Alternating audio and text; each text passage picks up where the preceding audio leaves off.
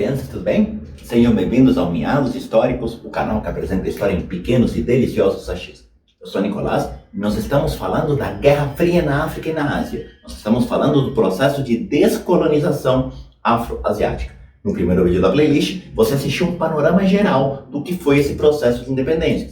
Agora, vamos entrar no nosso momento CBC. Conheça o mundo em poucos minutos. Nós vamos falar dos processos que ocorreram na Ásia e depois dos processos que ocorreram na África, pegando alguns pontos fundamentais para as suas provas de vestibular. E aqui eu quero deixar bem claro que o recorte, a escolha de países a serem analisados, tem uma leitura vestibulesca. Aqui não tem uma questão de privilegiar A em detrimento de B, e sim de pegar os países que o vestibular podem te perguntar, principalmente nas provas de história, sabendo que na geografia vocês vão ter outros elementos de análise em relação a esses períodos. Bora lá, bem? Primeiro, nós vamos começar a falar dos processos que ocorreram na Ásia, dentro desse contexto de descolonização. E aqui eu quero deixar claro também que o processo de descolonização não é apenas um processo de independências formais. Houve, por exemplo, a fundação de países, houve, por exemplo, movimentos políticos dentro de países. Então, é um processo bastante mais amplo do que simplesmente guerra de independência. Tá? Em especial, nesse primeiro momento, eu quero destacar 3 casos com vocês. O caso da Índia, a fundação de Israel e o caso da China. Nós ainda vamos falar num outro vídeo nessa mesma aula das guerras, da guerra da Coreia e da guerra do Vietnã, que fazem parte dos conflitos localizados da Guerra Fria e também fazem parte desse movimento. O que acontece com a Índia? A Índia era uma das maiores colônias inglesas na Ásia. Região da Índia é uma região que é explorada desde o ponto de vista comercial, desde muito antes dela ser a Índia, desde os tempos lá das grandes navegações das Índias, certo? Quando as especiarias eram o grande foco, era uma região de grande interesse. Na partilha, certo, da África e no imperialismo europeu do século XIX, a Índia se transforma num território de dominação formal inglesa. A Índia se transforma numa colônia inglesa, que vai durar até 47. Olha a referência do final da Segunda Guerra. A Segunda Guerra acaba em 45, a independência da Índia se dá em 47. Quando a gente fala da Índia, agora sim, nós vamos ter um nome muito importante, que é Mahatma Gandhi. Mahatma, que significa o grande, certo? O grande Gandhi. Apesar do som estranho, é isso que significa o nome dele. Gandhi é o grande líder da independência da Índia.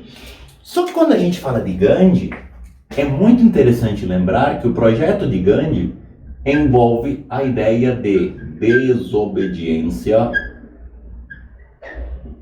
civil pacífica. O projeto de independência do Gandhi era um projeto que não passava por guerras. O projeto de independência do Gandhi era um projeto que passava pela ideia de pacifismo na independência da Índia. Até porque a resistência armada à colonização, a guerra dos cipaios no final do século XIX, trouxe consequências desastrosas para a população na Índia. Até mesmo pela presença de infiltrados ingleses que tiraram vantagem disso. Então, a ideia do Gandhi era um outro caminho para a independência, que era uma independência desde o ponto de vista de uma forma pacífica. Gandhi foi preso, Gandhi sofreu por liderar esse movimento, mas Gandhi acabou inspirando outros Gandhis. Tem uma charge super clássica de vestibular que coloca Gandhi na prisão e um monte de Gandhis para fora da prisão. É uma questão, se eu não me engano, uma questão do Enem, certo? Mas essa charge foi utilizada por outros vestibulares, na qual aparece Gandhi preso e aparecem outros Gandhis assistindo, olhando o Gandhi preso, dando continuidade ao movimento. E a resposta é alguma coisa do tipo: apesar da prisão de Gandhi, o movimento não foi desarticulado, porque Gandhi fez com que surgissem seguidores. Exatamente isso que a questão falava, e exatamente isso que eu estou te dizendo aqui. Tá? Então, isso é importante. Só que a Índia é um caso clássico da disputa étnica pós-independência. O que acontece na Índia? A Índia teve uma fronteira artificial estabelecida e colocou dentro do mesmo território, dois grandes grupos étnicos, dois grandes grupos culturais. Na Índia havia uma maioria hindu, mas havia também uma minoria islâmica. Isso ficou sufocado durante os anos de colonialismo inglês. Mas, porém, entretanto, contudo, todavia, após a independência da Índia, começa a surgir uma disputa étnica muito intensa e que, aliás, não foi resolvida até hoje. Eu vou te contar isso já já. Por quê? Você começa a ter a disputa entre hindus e islâmicos. Pelo amor de Nossa Senhora da Bicicletinha, quem nasce na Índia é indiano. Hindu é aquele que segue os preceitos religiosos do hinduísmo, certo? E índio é uma outra nomenclatura que tem a ver com a América, não tem nada a ver com isso aqui. Hindu é aquele que segue os preceitos religiosos do hinduísmo. Tudo bem? Por que eu estou te dizendo isso? Porque essa disputa étnica entre hindus e islâmicos foi responsável por uma questão separatista no território da Índia. Após a independência, a parte de maioria hindu se estabeleceu num país chamado Índia e a parte de maioria islâmica formou um país chamado Paquistão. Olha a questão dos separatismos. Pós-independências. Exemplo clássico. Dois grupos culturais completamente diferentes. Esses grupos culturais foram incapazes de viver em harmonia dentro de um mesmo território, porque tem diferenças de preceitos muito fortes. Resultado disso, separatismos. Houve, então, uma separação entre dois países. Então, esse foi um caso de separatismos. E aí você vai me dizer, professor, então os problemas acabou. Não tem mais problema, os problemas acabaram. Resolveu, separou e tá tudo certo, certo, prof? Não. Por quê? Porque nesses separatismos você tem disputas de fronteiras. Até hoje, disputas de fronteiras. E pior do que isso, e esse é um assunto que a geografia explora com muito mais recursos do que eu vou te dar aqui, mas eu preciso te contar. Dentro desse país chamado Índia, ficou uma imensa maioria, culturalmente, religiosamente, hindu, e uma pequena minoria islâmica.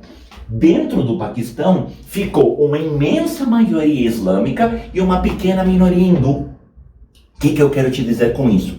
Dentro da Índia, existem perseguições religiosas a islâmicos. Existe hoje um movimento chamado Grande Índia, que vai tentar, inclusive, reerguer o passado da grande tradição, do grande território da Índia, que reconhece todos os territórios da antiga Índia como territórios próprios, o que causa uma série de outros problemas, mas que fala de uma supremacia hindu.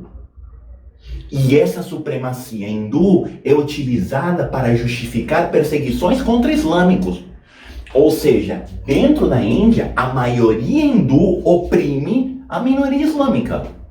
Ô professor, você está dizendo que os islâmicos são coitadinhos. Não, eu estou te dizendo que na Índia, a questão da fronteira artificial antes no período de colonização não foi resolvida na independência e até hoje você tem disputas étnicas.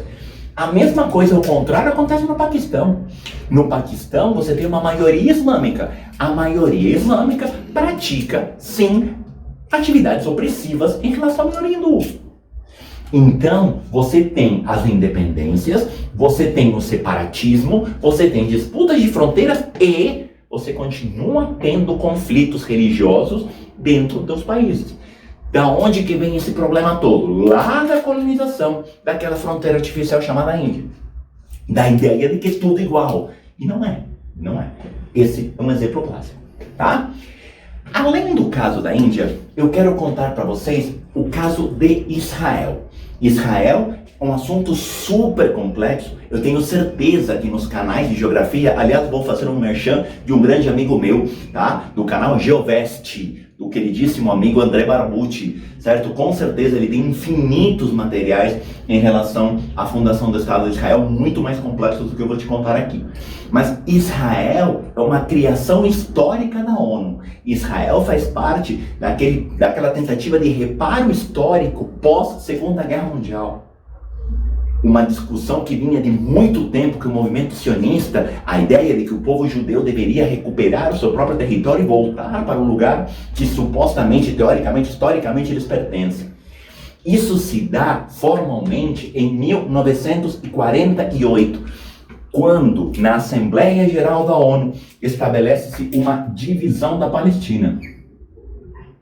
Divisão da Palestina. Aliás, é um conflito que não se encerrou até os dias de hoje. Por quê? Dividiu-se a Palestina em dois grupos, em duas partes. Uma parte da Palestina para os povos árabes e uma parte da Palestina para os judeus. A parte da Palestina que pertence aos judeus, essa aqui é Israel. Esse é o território de Israel, criado pela ONU de forma artificial. Olha que coisa maluca. Se eu te disse que as fronteiras artificiais do século XIX causam problemas na descolonização, quanto problema você acha que não vai causar uma fronteira artificial criada nesse contexto? É nesse contexto que cria uma fronteira. É nesse momento que cria um país no meio de um território árabe, cria um Estado de Israel. E aqui eu não estou dizendo que tem vítima e tem vilão. Eu estou te dizendo que a instabilidade é clara. A probabilidade de BDM é gigantesca. BDM igual vai dar M é gigantesca. É crônica de um BO anunciado isso aqui. Certo? Até porque os árabes não reconhecem a divisão. Não aceitam a divisão. Não é por acaso que você vai ter uma série de conflitos logo depois no contexto da Guerra Fria. E aí, a lista é infinita. Mas, nesse primeiro momento, eu preciso que você saiba que houve duas guerras relacionadas a essa questão. Quais são as duas guerras? Primeiro, a Guerra dos 6 Dias, na qual o povo judeu ataca os povos árabes islâmicos. E depois, no dia do perdão judaico, no dia de Yom Kippur, a Guerra de Yom Kippur. A Guerra dos 6 Dias e a Guerra de Yom Kippur marcam os primeiros grandes conflitos nessa região. Lembrando que tanto a Guerra dos 6 Dias quanto a Guerra de Yom Kippur acabaram tendo envolvimento tanto dos Estados Unidos quanto da União Soviética. Certo? As duas guerras acabaram fazendo parte do contexto da Guerra Fria como conflitos localizados, não tão intensos quanto Coreia e Vietnã, mas de certa forma acabaram sendo exemplos de conflitos, tá? Israel, então, uma fundação artificial num cenário que já era complexo. Índia, uma descolonização marcada por disputas étnicas, disputas territoriais e perseguições culturais que não se resolveram até hoje. E o terceiro grande caso da Ásia é o caso da China. O que acontece com a China? A China vinha de uma longa tradição de governos de viés nacionalista. Esses governos nacionalistas dominaram a China desde final do século XIX, desde o momento em que a China consegue romper com o colonialismo informal inglês. E esses governos de orientação nacionalista estiveram no poder até 49, quando um movimento de orientação socialista rompe com essa tradição de governos nacionalistas. A Revolução Chinesa derruba os governos nacionalistas. Por que eu faço questão de te dizer isso? Porque basicamente, a partir desse momento, vai nascer uma disputa feroz na China entre nacionalistas e socialistas. Quem é o líder da Revolução Chinesa? O líder da Revolução Chinesa é um cara muito mau. Mao Tse-tung. O cara é muito mau e a piada é muito péssima. Muito bem. Mao Tse-tung lidera esse movimento de orientação socialista. Então, nós acabamos de ter um grande aliado de Moscou no início da Guerra Fria. A partir de 49, a China começa a despontar como o BFF de Moscou. Cuidado que isso vai durar pouco. Mas, num primeiro momento, de fato, a China e a União Soviética vão trocar altas mensagens. Oi, sumida, vamos conversar. Daqui a pouco a situação vai azedar por completo. Tá? O que começa a surgir aqui? Começa a surgir um governo claramente ditatorial. E a China vai viver uma ditadura. Uma ditadura que eu posso estabelecer com 3 elementos. Primeiro, uma ditadura unipartidária.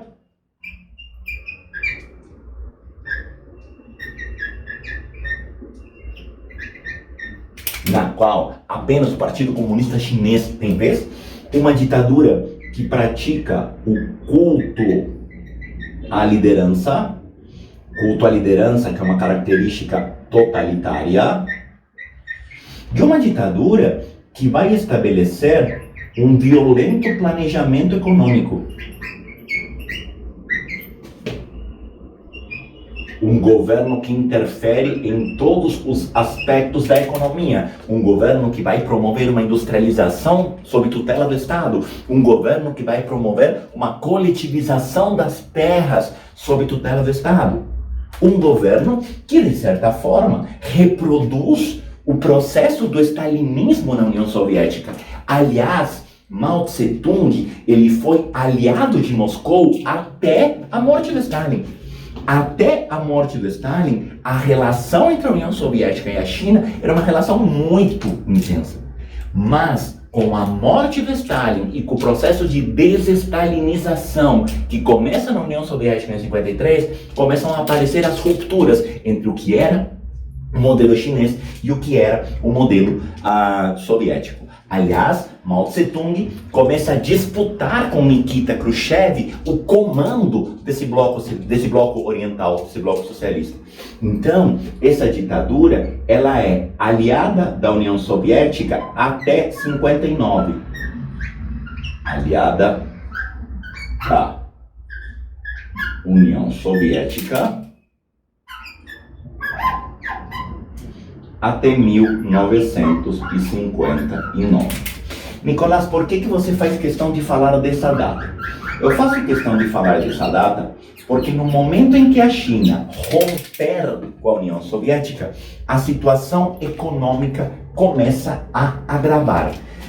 E não é uma situação econômica que se torne sustentável, sabe por quê? Porque a troca de tecnologia por produtos agrícolas era a sustentação da China. E a partir de 59, começa com a ruptura com a União Soviética, começa uma violenta crise econômica. E essa crise econômica que assola a China vai ser responsável pelo aumento da oposição ao Mao Tse-tung. Eu derrubei tudo aqui. O aumento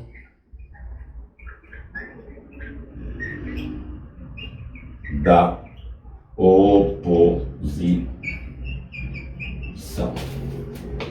E com isso, o governo socialista, o governo maoísta, vai tentar promover uma consolidação dos ideais revolucionários. E isso vai ser o que vai causar em 1966. E isso é muito importante. A FUVEST fez uma pergunta há 2 anos. Em 1966 nasce a chamada Revolução Cultural Chinesa.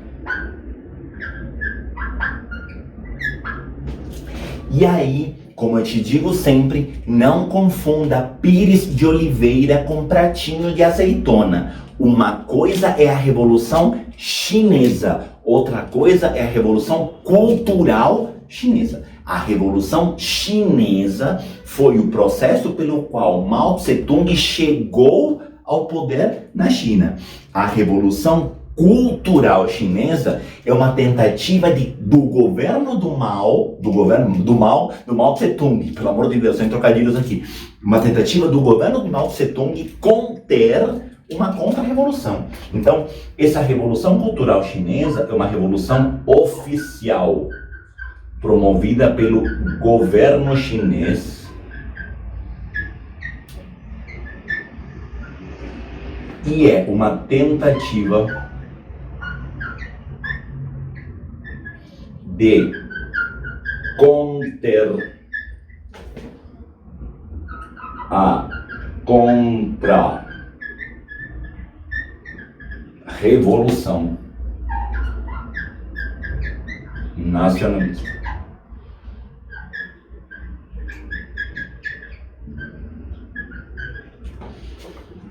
Certo? A ideia aqui era o próprio governo Mao Tse-tung, através dos ensinamentos de um livro chamado Livro Vermelho. Livro Vermelho que está para Mao Tse-tung, assim como Mein Kampf está para o Hitler. Através dos ensinamentos do chamado Livro Vermelho, combater as distorções culturais, as distorções intelectuais e perseguir os inimigos da revolução. A Revolução Cultural Chinesa acabou se transformando no grande Among Us da China. Among Us, para aqueles que não entenderam a referência, é o joguinho no qual você vai caçar o impostor. A Revolução Cultural Chinesa vai promover uma verdadeira caça às bruxas na China. Quem eram as bruxas? Os inimigos da Revolução Chinesa, os inimigos do Mao, os inimigos do governo socialista. E a Revolução Cultural Chinesa acabou consolidando por mais alguns anos esse governo de orientação socialista. A partir de 79, esse governo progressivamente vai mudando a sua orientação econômica. A partir já do meio dos anos 70, começam a acontecer as negociações e a abertura econômica da China. Em 79, formalmente, a China abandona o modelo socialista através de uma abertura ao mercado.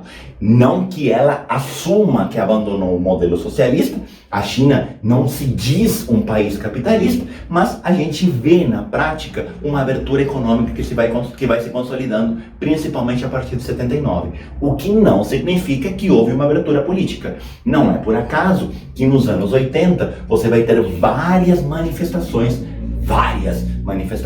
inclusive a famosíssima do homem que se parou à frente do tanque de guerra na Praça da Paz Celestial contra o autoritarismo político.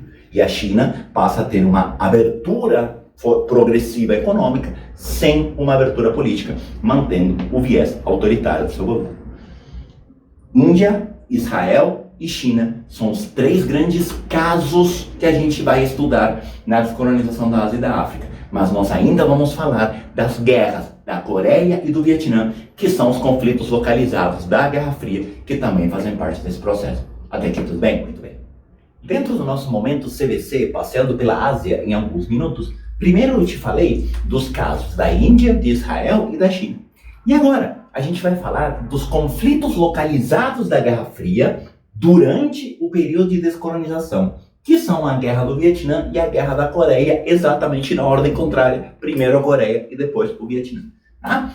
De certa forma, tanto o Vietnã quanto a Coreia tem a ver com o contexto de descolonização, embora o caso da Coreia não tenha sido uma colonização europeia. A Coreia foi uma antiga área de dominação japonesa.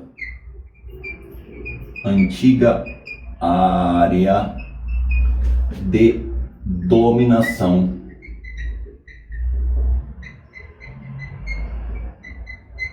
japonesa.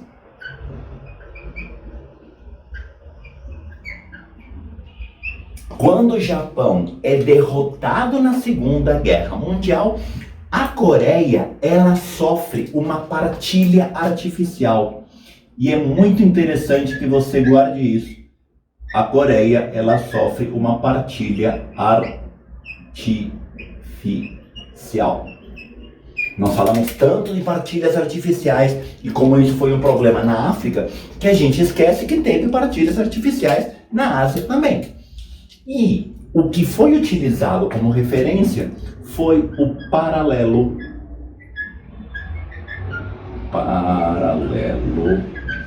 38 graus norte. O paralelo 38 graus norte foi utilizado como o elemento que dividiria os dois países dentro da Península da Coreia. A Coreia do Norte e a Coreia do Sul. Acontece que, por conta da participação na Segunda Guerra Mundial, na Coreia do Norte havia tropas soviéticas que estavam lutando contra o Japão na Segunda Guerra Mundial, fazendo com que, após a partilha, a região norte acabasse sofrendo a influência soviética.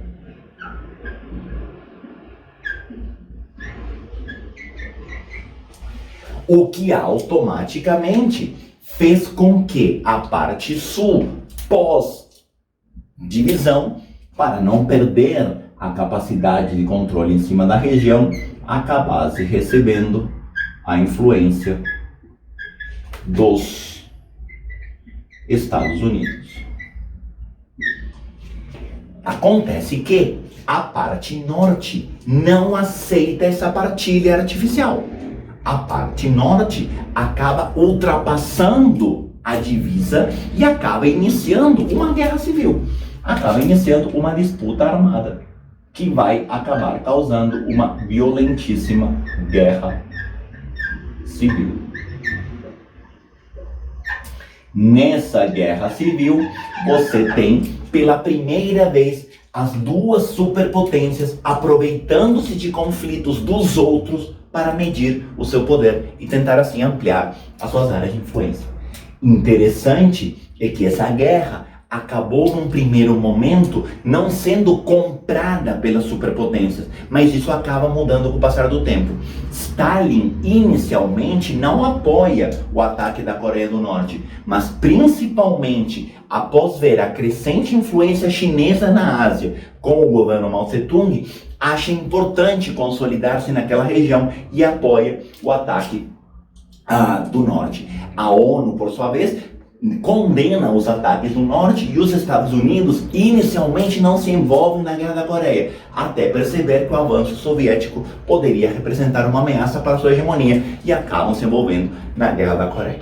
O interessante também é que essa Guerra da Coreia, ela acabou significando também o primeiro acordo de paz no qual indiretamente acabaram participando as superpotências. A guerra se encerra em 53 com um cessar-fogo e com um acordo de paz que eu vou colocar entre aspas. Acordo de paz. Por que eu vou colocar entre aspas o acordo de paz? Porque a verdade é que a paz ainda não foi alcançada. E a paz vai demorar muito para se resolver. Mas esse acordo de paz mantém a divisão. Mantém a divisão dos países.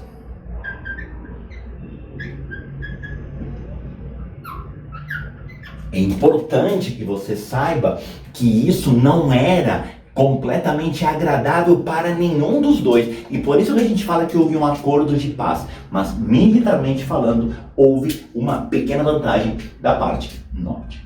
Tá? Mas a Guerra da Coreia acaba se resolvendo na primeira tentativa de negociação entre as duas superpotências, que junto com o processo de desestalinização vai marcar o início do período da coexistência pacífica na Guerra Fria. Logo depois da Guerra da Coreia, logo depois mesmo, repare aqui a questão cronológica sendo muito próxima, a situação no Vietnã começa a se complicar. O que acontece no Vietnã? O Vietnã era uma ex-colônia francesa. O Vietnã foi dominado por muito tempo pelos franceses. E os vietnamitas, na chamada Guerra da Indochina, começam a lutar, porque na verdade era todo um território, toda uma sequência de países, um grupo de países que era dominado pelos franceses, começam a lutar em 47 pela sua independência. E essa independência é concretizada em 53. Em 53, esse grupo de países que era dominado pela França se liberta da França. Acontece que o Vietnã também sofreu uma partilha artificial. O Vietnã também sofreu uma divisão artificial. Essa divisão artificial deu origem a uma guerra civil. Olha como a influência europeia é dramática para os países afroasiáticos. Essa guerra civil colocou frente a frente o norte e o sul.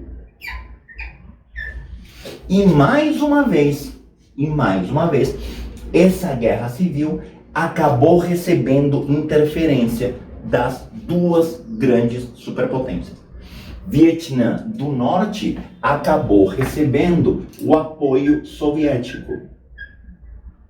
Só que a participação soviética na Guerra do Vietnã acabou sendo muito mais uma questão logística, uma questão estratégica, do que propriamente o envolvimento.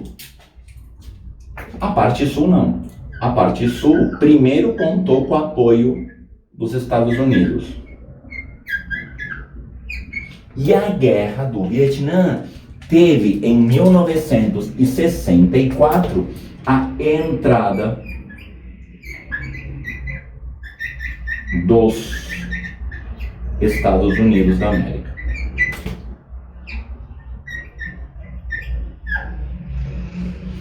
O que acontece aqui?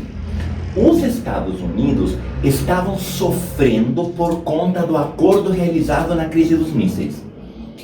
Os Estados Unidos acabam vivendo um momento de instabilidade gigantesca com a morte do presidente Kennedy.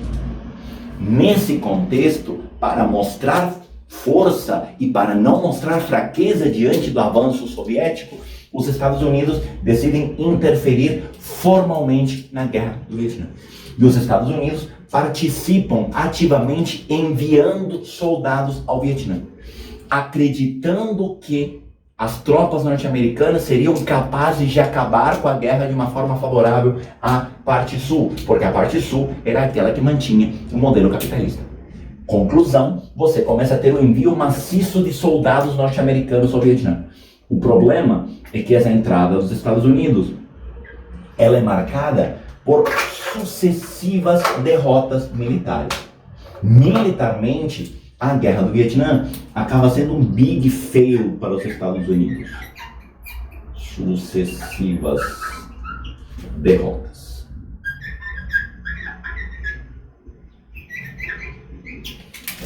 Nicolás, mas como os Estados Unidos não dão conta de uma guerra contra um país pequeno chamado Vietnã? Muito por conta do desconhecimento geográfico. Muito por conta da realidade ambiental, que para os Estados Unidos era completamente surreal e diferente daquilo que eles estavam esperando. Muito por conta da forma como a população local, conhecendo o território, se armou para combater os invasores norte-americanos. E essas sucessivas derrotas acabaram promovendo uma gigantesca insatisfação popular. Não é por acaso que esse é o contexto do que a gente chamou na Guerra Fria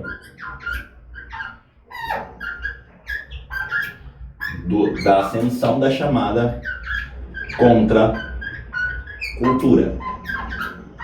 E se você não viu esse vídeo, eu até sugiro que você vá até o vídeo da playlist de Guerra Fria, o vídeo de distensão, e você assista essa questão da contracultura. Essas pressões fizeram com que os soldados norte-americanos saíssem do Vietnã, retirassem as suas tropas em 1975 e começasse a construção de uma retórica de vitória, quando na verdade não houve uma vitória por parte dos Estados Unidos. Os Estados Unidos perderam a Guerra do Vietnã e a retirada das tropas foi uma demonstração de derrota norte-americana no Vietnã. De certa forma, a Guerra da Coreia acaba num acordo de paz, que não foi assim benéfico para ambos, mas estabilizou a região, deixando questões em aberto que não vão ser resolvidas até o dia de hoje. A questão do Vietnã marca a principal derrota militar dos Estados Unidos durante a Guerra Fria, que só não foi mais trágica, porque depois no Afeganistão, a União Soviética acabou basicamente se enforcando e se destruindo, se autodestruindo, acabando logo depois com o seu modelo. A Coreia e o Vietnã são os grandes exemplos de conflitos localizados decorrentes do processo de descolonização durante a Guerra Fria. Com isso, nós encerramos a Guerra Fria na Ásia. Você ainda terá um vídeo a respeito da Guerra Fria na África. Beleza? Tchau, tchau, obrigado. Até o próximo vídeo.